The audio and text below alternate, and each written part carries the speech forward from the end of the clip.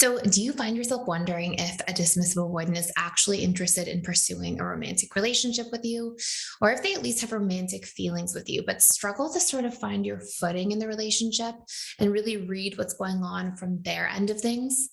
If so, we're going to cover that in this video, specifically for texting habits that the DAs tend to take part in when they are romantically interested in somebody.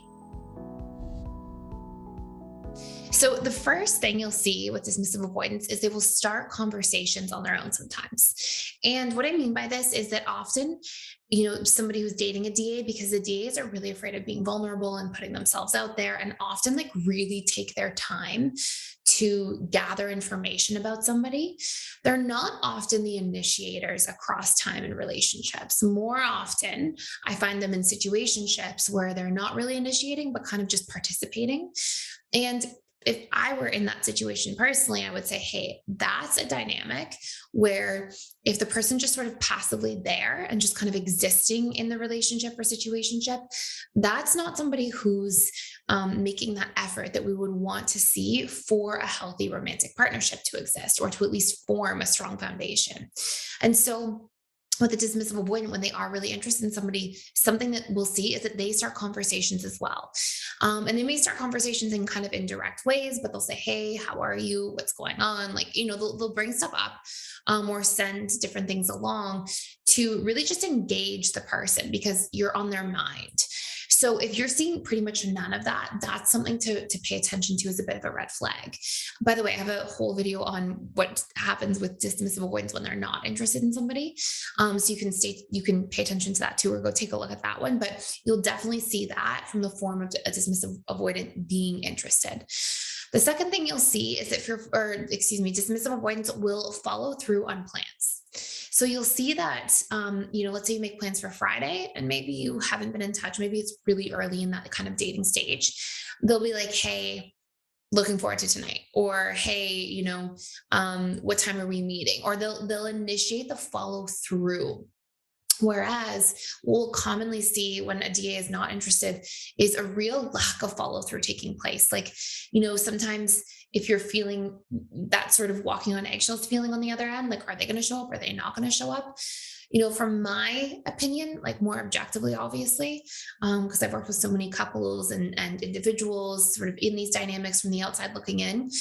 I really believe that when we define like what we want in relationships, what our standards are, what's okay for us, what's not, it really helps clarify situations like that. Because rather than getting stuck in that kind of gray area where you're walking on eggshells or chasing somebody who's not investing back in a fairly equal way, it's like, okay, if this person's not showing up, I know that I want somebody who does show up. And it just makes things so clean and clear that if you're looking for a healthy relationship, you can really judge by somebody's behaviors, right? Like they're showing up or they're not. And that's very cut and dry. Like it's hard to mistake those things.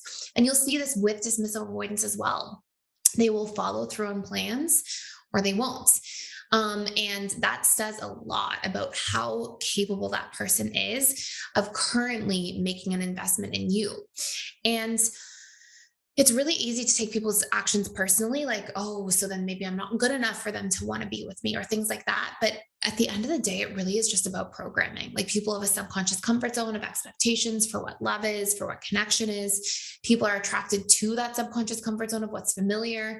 So it's not necessarily anything to do with somebody not being good enough, but more just about compatibility from programming at the subconscious level of mind. So, anyways, that brings me to number three, which is you'll see dismissive avoidants have some form of consistency in texting if they're romantically interested in you.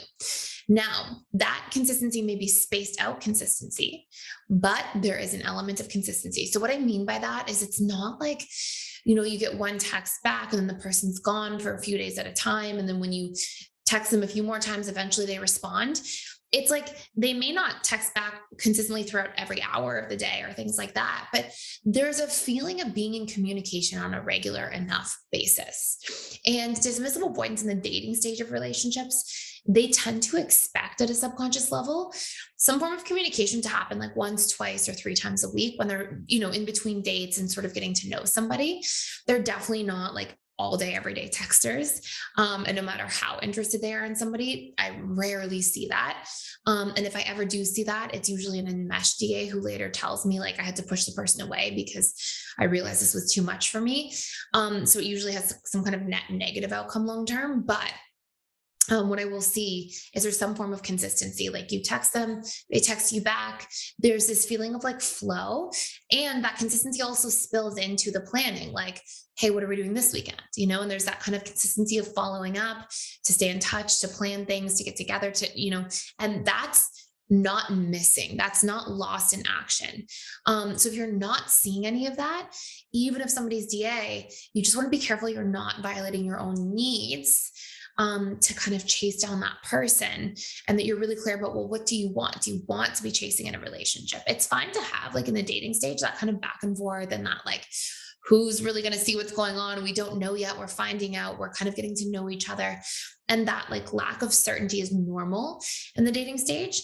But it's like lack of certainty about like what the relationship is going to become. It's not lack of certainty if the person even wants to get to know you at all. And those are two pretty big distinguishing factors. By the way, before I tell you the last big thing, that you'll see when DAs are really interested, and it's probably the biggest thing of all that you'll see. We have a whole course all about this. It's how the dismissive avoidance shows up in the 6 stages of relationships: dating, honeymoon, power struggle stage, stability stage, commitment, bliss stage. And it really breaks down each of those major stages, and like how the DA will show up, what their subconscious expectations are, what their needs are, what they expect from other people, and how to deal with those things on your end if they're feeling incompatible or incongruent, and how to address by asking the appropriate questions and using strategies provided in that course, how to address different pain points that may be arising ahead of time. So you don't have to get there through like arguments and fighting and being on the rocks, and learn things sort of the hard way, but instead how to proactively deal with some of these things that are likely to come up in the healthiest way possible. So you can check that course out. And you can use the coupon code with you, and it will actually give you access to that whole course as well as all the courses at PDS for 25% off for life. So if you use that now, you sort of reserve that code for life. And along with that comes the 4 live weekly webinars I do. So you can jump in there for life. You can ask me questions. You can just join in, and you can join on camera, off camera, type your questions in the chat, whatever's most comfortable for you.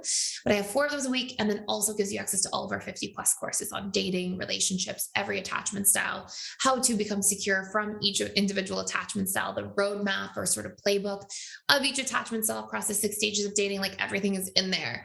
So you can check it all out again using the coupon code with you at checkout for the all access pass. So access to everything. And it gives you that 25% off for life. So number 4, when DAs are interested, they will reach out with like memes or jokes. They will often reach out to like make a joke or share a memory or send you a picture of something funny, or a meme of something, or like something to engage the kind of like humor, lightness component, and to just kind of keep you engaged in general. And that will be their invulnerable way. Like they get to sort of connect without having to feel too vulnerable about it. And that's a big subconscious comfort zone for dismissive avoidants and how they tend to connect in general. So you'll see a lot of that unfolding if a DA is interested. And again, that tends to follow the same patterns as before, which is that they do those things to engage you, in a fairly consistent way. They follow through on things. They follow through on that kind of back and forth. It may not be this back and forth that's all day, everyday texting, but you'll see that there's some kind of consistency and an initiation of interest in reaching out and connecting fairly frequently. So I hope this all makes sense. Thank you so much for watching. Please let me know any other questions you have down below. And if you're enjoying this channel, I would love for you to subscribe and greatly appreciate it. Have an amazing day, and I'll see you in the next video.